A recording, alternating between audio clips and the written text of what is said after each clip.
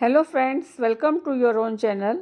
हमारा आज का टॉपिक है सर्वनाम और उसके भेद। सर्वनाम एक बहुत ही इम्पॉर्टेंट टॉपिक है और इसे समझने के लिए संज्ञा को समझना भी आवश्यक है, क्योंकि ये दोनों ही टॉपिक ऐसे हैं जो एक दूसरे के साथ जुड़े हुए हैं। तो संज्ञा क्या होती है? संज्ञा हम जानते हैं कि किसी व्यक्ति, वस्तु, स्थान, पशु, पक्षी और भाव के नाम को संज्ञा कहते हैं। और जब हम संज्ञा को हटाकर उसके स्थान पर जिन शब्दों का प्रयोग करते हैं उसे ही तो सर्वनाम कहते हैं। तो भाई अब प्रश्न उठता है कि संज्ञा को हटाएं क्यों? इसको हटाने की आवश्यकता ही क्या है? वो इसलिए कि बार बार एक ही संज्ञा शब्द का प्रयोग हमारे वाक्यों को बहुत ही अटपटा सा बना देता है। इस बात को हम इन उदाहरणों के द्वारा समझ सकते हैं। चलिए देखते हैं। मीना एक सुंदर लड़की है। मीना के पास एक खरगोश है। मीना का खरगोश गाजर खाता है। मीना बाजार से मिठाई लाई। मीना ने वह मिठाई मीना की माँ को दी। तो इस तरह आपने देखा कि किस तरह एक ही संज्ञा शब्द मीना का प्रयोग बार बार हो रहा है, जो हमें सुनने में हमारे कानों को बहुत अच्छा नहीं लगता। तो जब हम इन संज्ञा शब्दों को हटाकर इसके स्थान पर जिन शब्दों का प्रयोग करेंगे वे सर्वनाम कहलाएंगे। तो पहला संज्ञा शब्द तो आवश्यक है। मीना एक सुंदर लड़की है। उसके पास एक खरगोश है। उसका खरगोश गाजर खाता है। वह बाजार से मिठाई लाई। उसने वह मिठाई अपनी माँ को दी। तो किस प्रकार हमने देखा कि सर्वनाम का प्रयोग जब हमने किया तो हमारे वाक्य या हमारी भाषा बहुत स्पष्ट और सुंदर हो गई। तो इसलिए संज्ञा शब्दों के बार बार प्रयोग से बचने के लिए ही सर्वनाम शब्दों का प्रयोग किया जाता है। तो इस प्रकार हमें समझ आया कि कुछ बातें हमें निकल कर आई हैं जो हमें अपने दिमाग में हमेशा के लिए रखनी हैं। पहला, सर्वनाम शब्दों का संज्ञा के स्थान पर प्रयोग होता है, और दूसरा, सर्वनाम के प्रयोग से पहले एक बार उस संज्ञा शब्द का प्रयोग आवश्यक है। तो इस प्रकार सर्वनाम शब्द हैं मैं, तुम, हम, वह, वे, उसका, मेरा, मुझे, हमने, हमारा, तुम्हारा, आपका, यह, ये आदि। तो सर्वनाम की परिभाषा आप देखेंगे हम। जिन शब्दों का इस्तेमाल या जिन शब्दों का प्रयोग हम संज्ञा के स्थान पर करते हैं उसे सर्वनाम कहते हैं। अब हम सर्वनाम के भेद पढ़ेंगे। सर्वनाम के मुख्य रूप से 6 भेद हैं। पहला, पुरुषवाचक सर्वनाम। दूसरा, निश्चयवाचक सर्वनाम।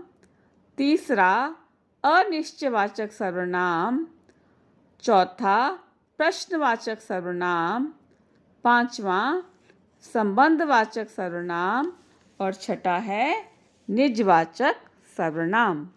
तो सबसे पहले सर्वनाम के पहले भेद पुरुषवाचक सर्वनाम को हम समझने का प्रयत्न करेंगे। तो जो सर्वनाम शब्द बोलने वाले, सुनने वाले तथा किसी अन्य व्यक्ति के बारे में बात करते हुए प्रयोग किए जाते हैं उन्हें पुरुषवाचक सर्वनाम कहते हैं। तो इसमें 3 लोगों की बात हो रही है। बोलने वाला यानी जो मीटिंग कर रहा है, समझ लीजिए, या सामने जो सुन रहा है वो सेकंड पर्सन, जो बोल रहा है वो फर्स्ट पर्सन, जो सुन रहा है वो सेकंड पर्सन, और जो वहाँ प्रेजेंट नहीं है बट उसके बारे में डिस्कशन हो रही है, बात की जा रही है, तो वह है थर्ड पर्सन। तो इन तीनों को ही हम पुरुषवाचक सर्वनाम के 3 भेद के रूप में जानते हैं, जिसमें पहला है उत्तम पुरुषवाचक, दूसरा है मध्यम पुरुषवाचक और तीसरा है अन्य पुरुषवाचक। उत्तम पुरुषवाचक यानी कि फर्स्ट पर्सन, जिस सर्वनाम को बोलने या लिखने वाला, यानी जो मीटिंग कर रहा है, जो बोल रहा है, उसमें वह उत्तम पुरुषवाचक सर्वनाम कहलाता है। उसके लिए हम ये दो वाक्य आपको सुनाएंगे। मैं बाजार गया था, या हम सब इस विद्यालय के छात्र हैं। तो इसमें मैं, हम सब, मेरा, ये सब उत्तम पुरुषवाचक सर्वनाम शब्द होते हैं। दूसरा है मध्यम पुरुषवाचक सर्वनाम, यानी कि सेकंड पर्सन, जिस सर्वनाम को बोलने वाला सुनने वाले के लिए प्रयोग कर रहा है, उसे मध्यम पुरुषवाचक सर्वनाम कहते हैं। जैसे तुम ऐसी बातें मत करो, तुम यहाँ पर क्या कर रहे हो, तुम्हारी परीक्षा कब शुरू होगी।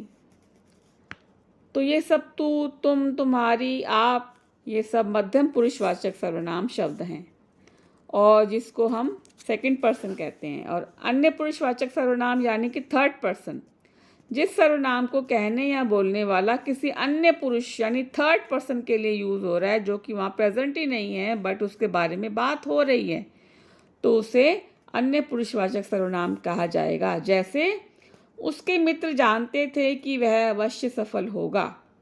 वे तीनों पक्के मित्र हैं। इसमें उसके और वह और वे तीनों ही शब्द जो हैं अन्य पुरुषवाचक सर्वनाम शब्द हैं।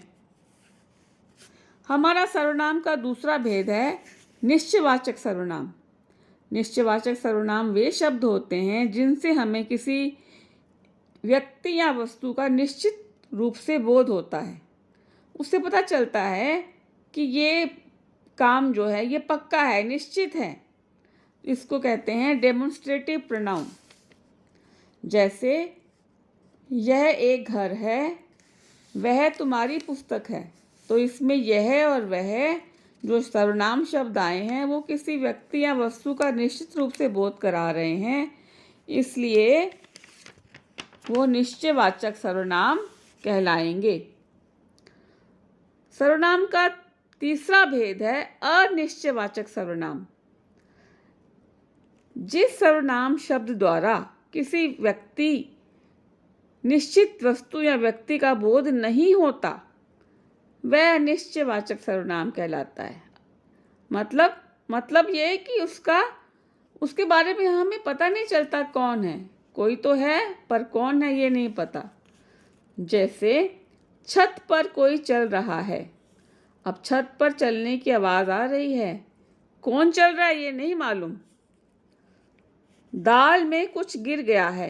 अब दाल में कुछ गिरा हुआ है, बट वो क्या है, मिट्टी है, तिनका है, या कुछ कीड़ा सा गिर गया है, पता नहीं।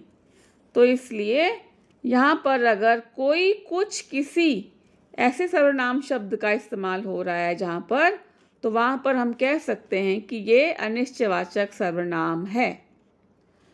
अब सर्वनाम का अगला भेद है प्रश्नवाचक सर्वनाम, इंटेरोगेटिव प्रोनाउन। जिन सर्वनाम शब्दों का प्रयोग प्रश्न पूछने के लिए किया जाए वे प्रश्नवाचक सर्वनाम कहलाते हैं। जैसे गीत कौन गा रहा है, तुम क्या बनना चाहते हो। तो इसमें कौन, क्या, किसने, जब ऐसे शब्दों के द्वारा प्रश्न पूछा जाता है और वो शब्द प्रश्नवाचक सर्वनाम कहलाते हैं। सर्वनाम का अगला भेद है संबंधवाचक सर्वनाम।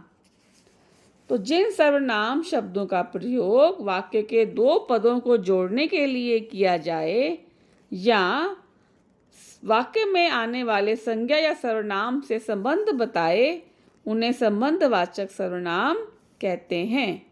जैसे जो करेगा सो भरेगा, जो करेगा सो भरेगा। और जैसे जो परिश्रम करेगा वह सफल होगा।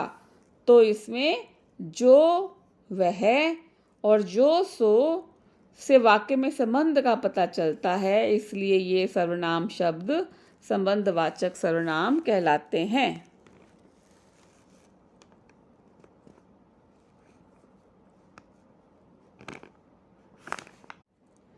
सर्वनाम का छठा भेद है निजवाचक सर्वनाम, जिसमें वक्ता या लेखक या वक्ता यानी बोलने वाला या लिखने वाला जिन सर्वनामों का प्रयोग अपने खुद के लिए करता है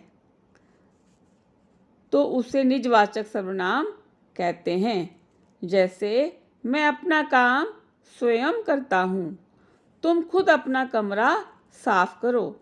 तो इसमें आए हुए शब्द स्वयं, खुद या अपने आप निजवाचक सर्वनाम की तरफ इशारा करते हैं। फ्रेंड्स, अगर आपको ये वीडियो अच्छा लगा आपको तो ये आप इसे लाइक, शेयर और चैनल को सब्सक्राइब कीजिए। थैंक